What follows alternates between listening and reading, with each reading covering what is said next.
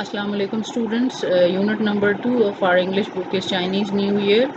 As you know that there are different calendars like Georgian calendar and Islamic calendars which are followed around the world. To measure the time limit, the units followed are solar year and lunar year. Chinese also follow the lunar year, and Chinese New Year is one of the major festivals in Chinese culture. Just like other ethnic communities of the world, in China too, the New Year is the most important day of the year, and this is the time when the family members strive to be with their near and dear ones. They regard this as a time to usher out the old year and welcome the new with great festivities and merrymaking.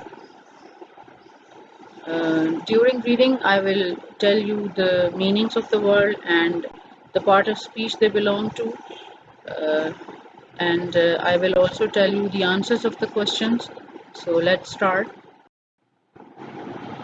Chinese New Year is a holiday that celebrates the beginning of a new year according to the Chinese lunar calendar, and it is considered to be one of the most important holidays for the Chinese families. The holiday is celebrated with big family gatherings, gift giving, the eating of symbolic foods. Symbolic means a thing which points to the specific particular thing, and it is used as an adjective.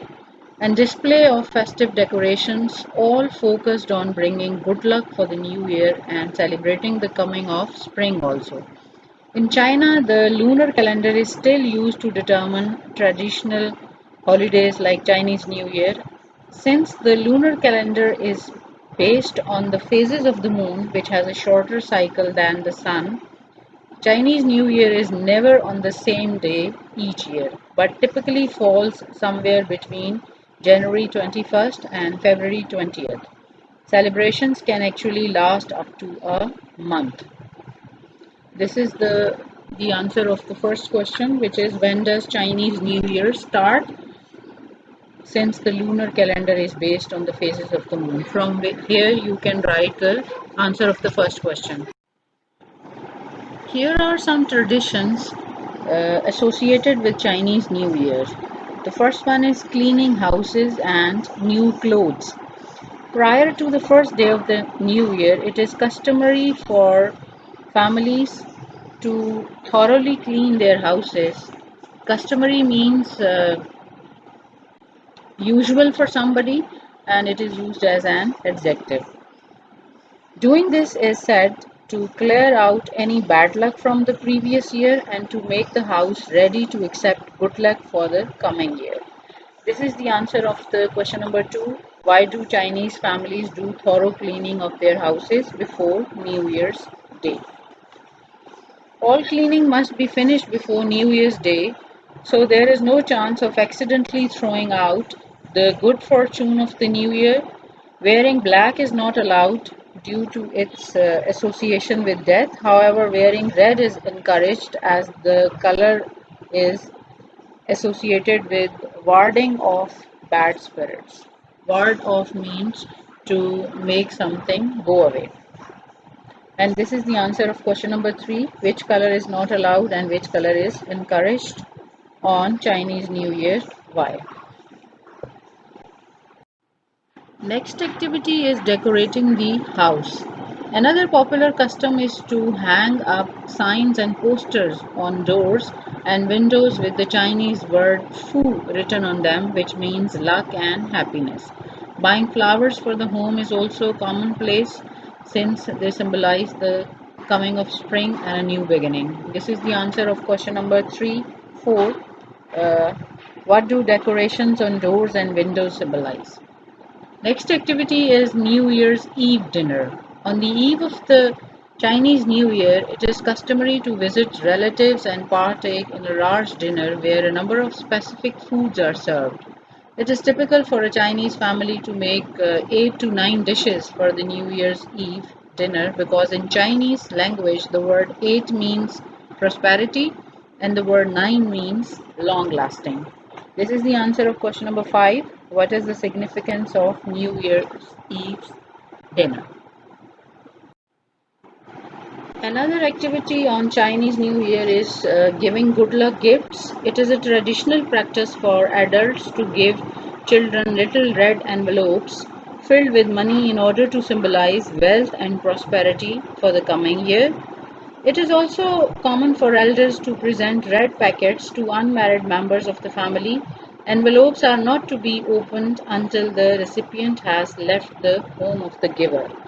Recipient means receiver, and it is a noun. This is also the answer of question number 6. What do the little red envelopes filled with money symbolize? Next activity is honoring the animal. Every year is every year is associated with one of the 12 animals of the Chinese zodiac.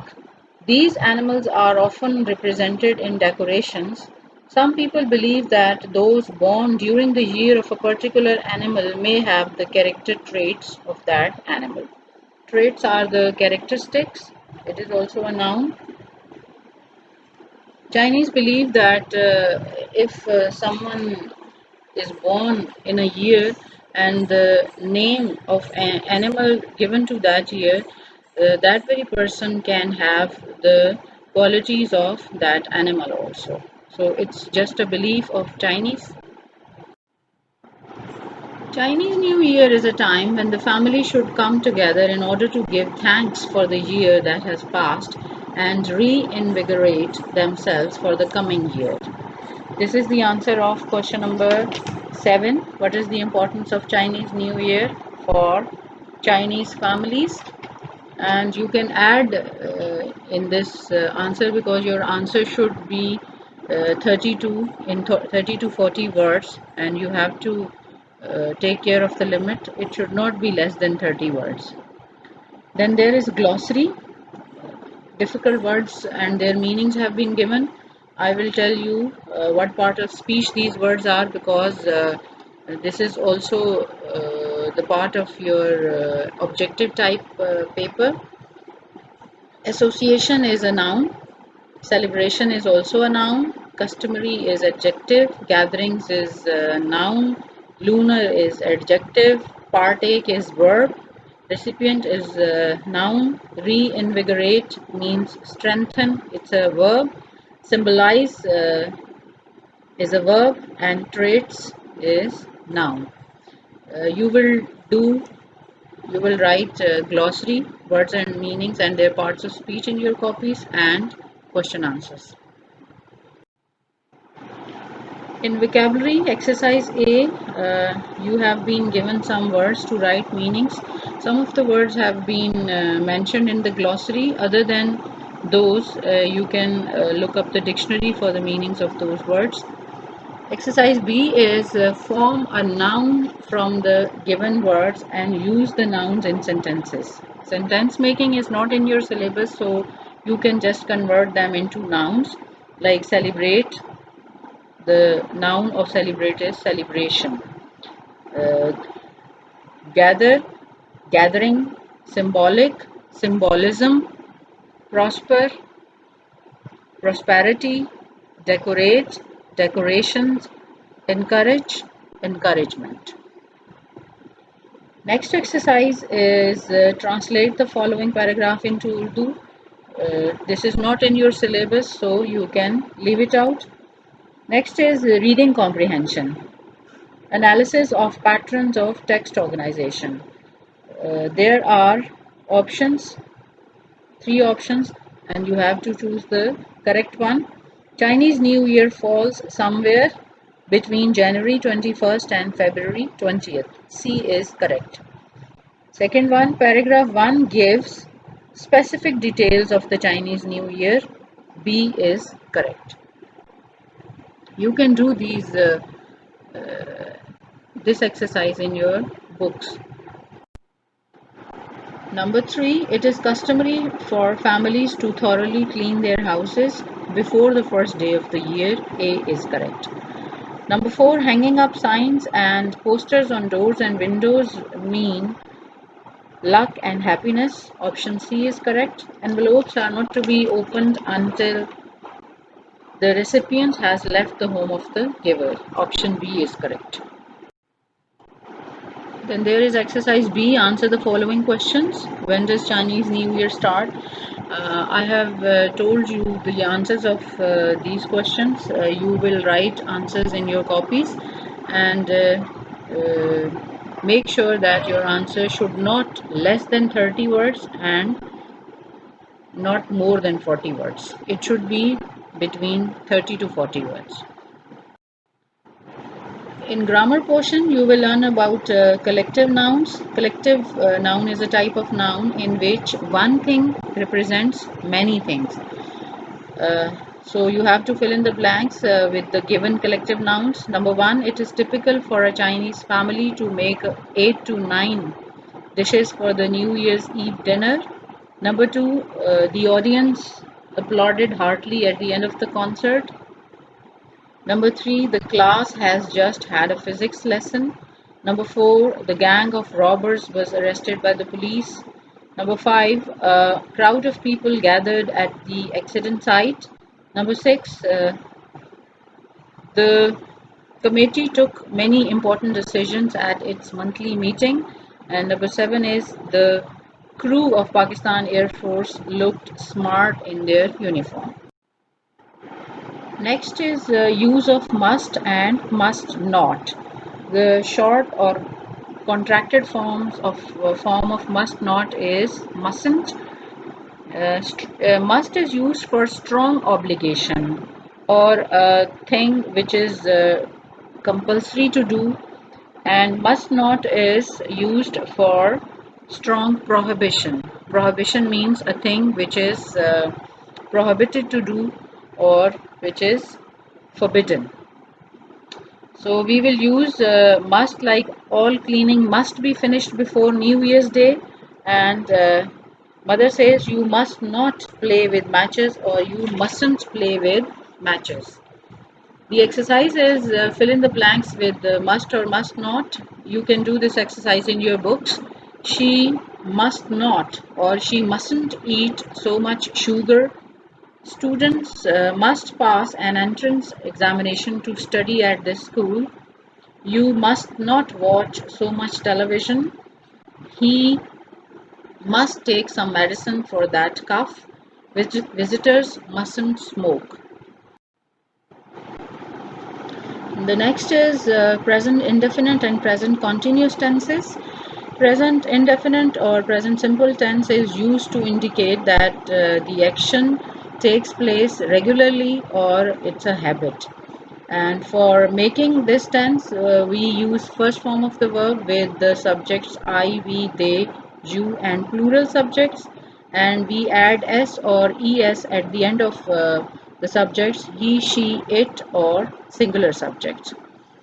Uh, to make negative sentences, we use do not for I, we, they, you, and plural subjects, and we use does not with he, she, it, and singular subjects. And when we put does not, s or es at the end of the first form of the verb emits. Present continuous tense is used to indicate that the action is taking place now, and to make present continuous sentences, we use is for he, she, it, and singular subjects, and present participles. Present participles are made by uh, putting ing at the end of the first form of the verb, like eating, swimming, and we use am with I, and we use are with they, you, or we, and plural subjects. So there is an exercise. Number one statement is you dash chocolate, you do not like chocolate. Number two, she does not study at the moment. Number three, they do not eat rice every day. Number four, we are not working now. Number five, it rains a lot here. And number six, I will go on holiday tomorrow, or I shall go on holiday tomorrow, or I'm going to go on holiday tomorrow. Next exercise is punctuate the following paragraph. Punctuation is to capitalize the letters and putting full stops and commas. This is part of your syllabus, so you will do it in your books, and you can take help from the text as it is taken from the text. In writing skills, you will write an essay on our cultural festivals. It's your homework, and the essay should be uh, 170 to 200 words. Like this is the demand of your syllabus. So you will write an essay by starting with the introductory paragraph, and introductory paragraph always consists of introduction to the topic or its definition.